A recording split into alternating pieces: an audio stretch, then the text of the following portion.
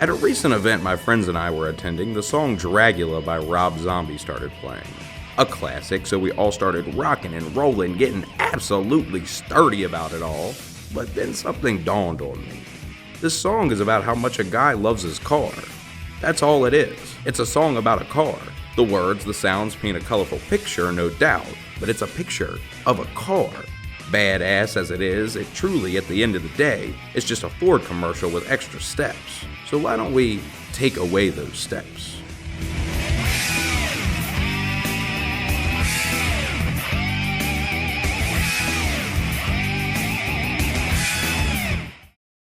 What is Dragula? Not the TV show, but that's closer than you'd think. I'm nobody's ally here. Dragula, of course, is a song, but the song is about Dragula. So what is Dragula? Dragula, of course, is a car. Rob Zombie's car, right? That's the point of the song. It's a man who loves his car. But this set of wheels hasn't always belonged to Mr. Zombie. Oh no. So who had the keys to the original Dragula? To figure that out, we have to go back in time, all the way back to 1367. Okay, maybe not quite that far, but pretty much that far. We have to go back to 1965.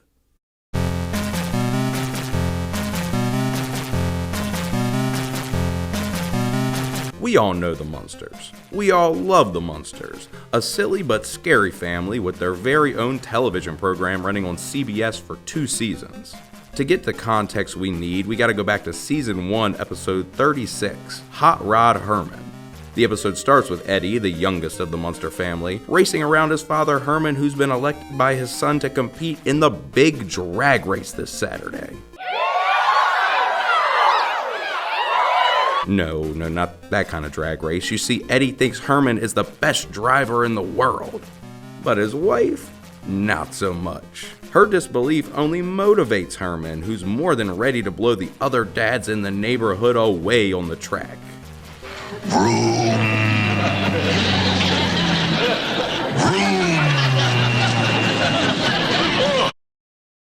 After a delicious hot breakfast, Grandpa Munster complains to the rest of the family about nobody asking him for help souping up the car. Why aren't you going to help? I'm not going to help because nobody asked me to help. But instead, Herman and Eddie are in the garage taking big bong rips from the vehicle's engine before heading out for a little shifting practice, which doesn't go well. Herman gets a new super gay outfit and rizzes up his smoking hot fog bog wife before getting this little bit of advice from Grandpa. Drop dead.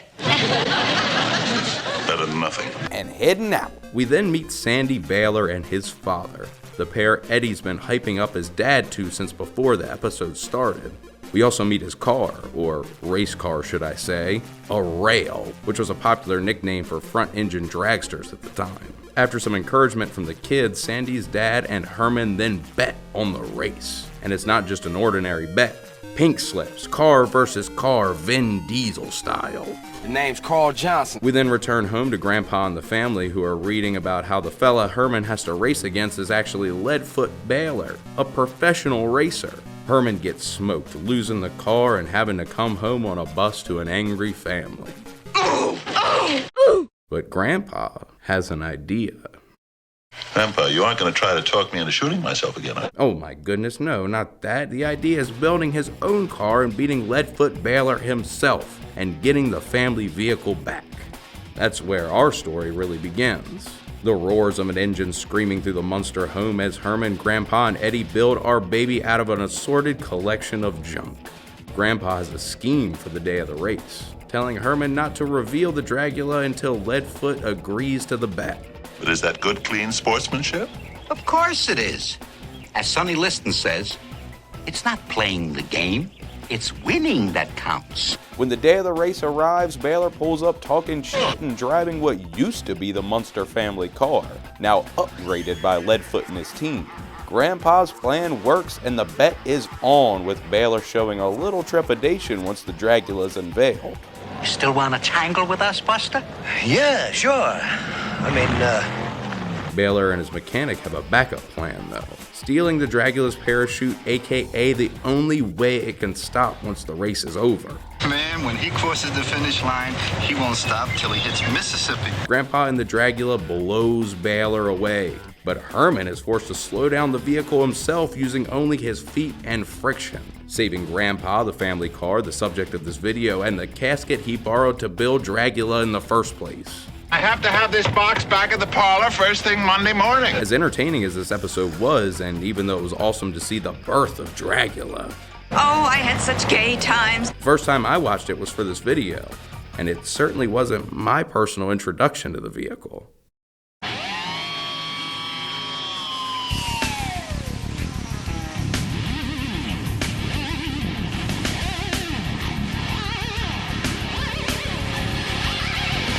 My introduction to the Dragula car, the song itself, and to Rob Zombie as a whole was Twisted Metal 4. As you can probably figure, I wasn't a metalhead or a horror movie guy, but I was certainly a Twisted Metal fan. I had already played and still to this day sometimes play Twisted Metal 1 and 2. You need to be taught a lesson. No, Father, I've learned my lesson. Let me show you what I've learned. Oh my God. Oh no. I would even go on to hesitantly love edgelord-ass Twisted Metal Black and the criminally underrated Small Brawl. Never played 3 though, was too busy playing the greatest Twisted Metal game of all time, Rogue Trip Vacation 2012.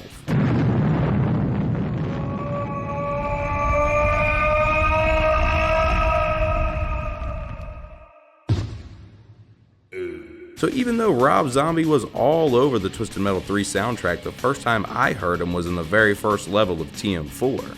The construction yard didn't just feature a working crane and Crusher's forgettable ass. It also featured a remix of our favorite little ditty, specifically the Hot Rod Herman remix, which is a funny name. There's a lot of different remixes of Dragula actually, but the original song was first released in 1998 as a single for the album Hellbilly Deluxe, which featured other bangers like Living Dead Girl and Super Beast. But Dragula itself was the lead single for the album, which featured Zombie as a solo act for the very first time. It would go on to be his best-selling song, selling over 717,000 copies in the US over its first 12 years, in many ways outpacing the original inspiration in popularity. But now that we've covered the song itself and the history behind it, let's talk about what really matters. Those beautifully poetic lyrics.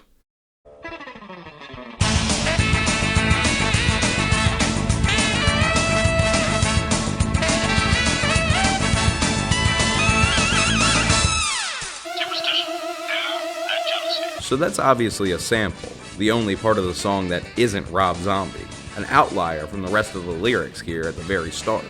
So let's maybe listen to the rest of what Rob here has to say before we come back to this other person at the very end. Did I am? That's not good for a car. Safety features are some of the most important aspects of a family vehicle. But don't worry, it's not what you think. This is simply a reference to the fact that he's Robert Zombie, meaning he's worth listening to and trusting. In addition to being a multi-platinum selling musician and an award-winning director, he was also victorious in the Twisted Metal contest, cementing his car knowledge, driving ability, and allowing the world to hear the wails and war cries of a dead man's soul. Let this world hear the wails and war cries of a dead man's soul. Also, side note, Mr. Zumbini doesn't actually drive the Dragula in this game. It looks more like the Munster family vehicle actually, which is also what he's driving in the music video itself. What a dingus, doesn't even know his deep Munster lore. Explains a lot, am I right? Grow up, get a grip. These lyrics are listed as son, S-O-N, but I believe it's actually S-U-N, talking about the fantastic window tint that you can get on your Dragula. Might not come in the base model, but just a tad bit more in the price tag and you'll be able to keep out those pesky UV rays while protecting your family's privacy. These might be the most obvious lyrics in the whole song, but this is of course a reference to the Dragula's off-roading ability. As you can see, the top of the Dragula is somewhat open, allowing the warm sunlight and relaxing breeze to gently kiss your face. But maybe not gently, because apparently this vehicle is so powerful, instead of you choking on the rushing air, the air will choke on the Dragula. Wow, wonder what that even means.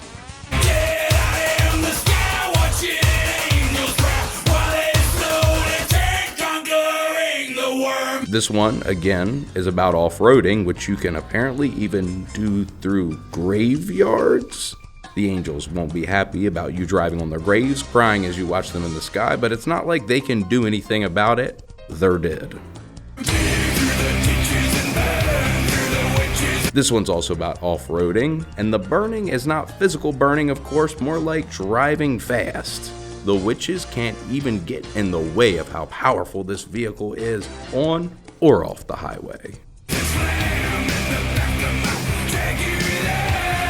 You would think this one's about safety features too, but it actually doesn't say slam into the back of my Dragula. It's not an invitation for an accident, knowing they'd be safe in the driver's seat death-proof style. This car is 100% death-proof. Only to get the benefit of it, honey, you really need to be sitting in my seat. No, in fact, slam in the back of my Dragula is talking about sex in the back seat, which obviously means you have plenty of room back there to get comfortable, at least if you're using that seating for more traditional means. This lyric was the toughest for me, but after really thinking about it for at least 45 seconds, I think this one is about being faster than everyone else out on the highway, spreading farther and farther from the rest of the driving fools who don't own a Dragula. I am the pool refers to the pool of other drivers, like in a formal race, the competition. By saying he is the pool, Mr. Zombie is saying that when he's driving the Dragula, there's no competition. He is the race. If you don't have a Dragula, no matter how much you want to be fast, no matter how much you want to win the race, your vehicle is just too weak. It doesn't have the horsepower, no get up and go. You're forced to the back of the race, going nowhere as you metaphorically bleed time.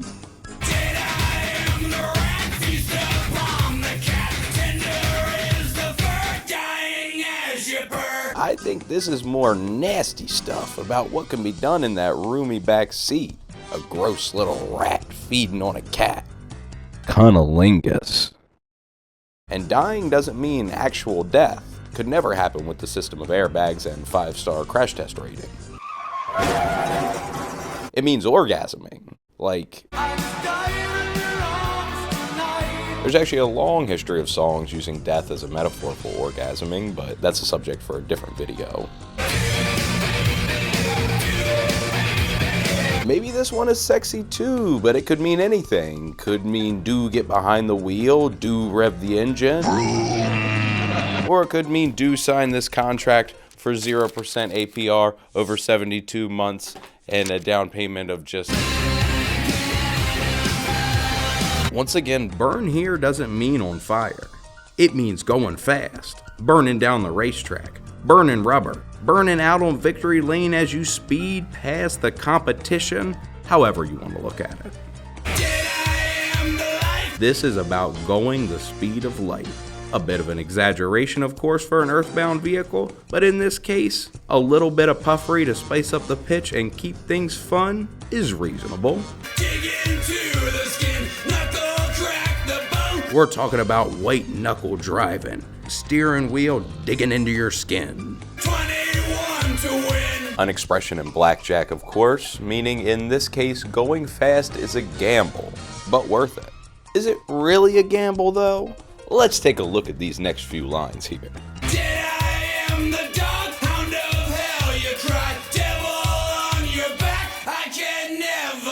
Here we're talking about the safety features you can count on even through the fiery hounds and demons of hell itself. Ain't gonna be any puppies chew toys! Even if, like we just said, you're white knuckling down the highway, man, that sounds perverse, you're gonna have peace of mind knowing you and your loved ones are safe in the cabin of the Dragula.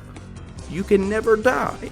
Superstition, fear, and jealousy. So maybe this is a reference to how other drivers on the road are feeling? Or maybe other car brands without a Dragula in their lineup? Or is it just a badass sounding sample from Count Dooku in the 1960 horror movie, The City of the Dead, and it really doesn't apply to the vehicle at all? Who knows? Here's the commercial. Since 1367, you've been able to count on one brand, and this year is no different. The latest in the long legacy of Dragula boasts more horsepower than ever before, plus a roomy rustic design and handling sure to help you rule the open road, no matter where life's journey takes you. With a full suite of advanced safety features, you and your loved ones will be able to rest in peace. An awe-inspiring vehicle with generations of elite design behind it. Step behind the wheel of your Dragula today. It's the last vehicle you'll ever need. Literally, because it's also a casket.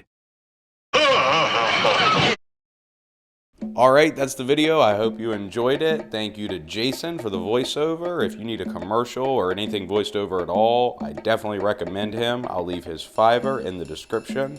He was very timely. I got what I needed the first try. He's awesome. Can't recommend him enough. Thank you to Bruce for letting me record most of the audio at his job. I don't know if I'll ever sound that good again, but we'll see, hopefully, fingers crossed. And most of all, thank you to all of you. The Coffee Coke video is going absolutely nutty right now. It's amazing that what I feel, in a lot of ways, is the best thing I've ever done. For that to also be the most popular thing I've ever done, that's very validating as an artist. I can't express how grateful I am for that. Really cool. But now, it's Minion May, baby.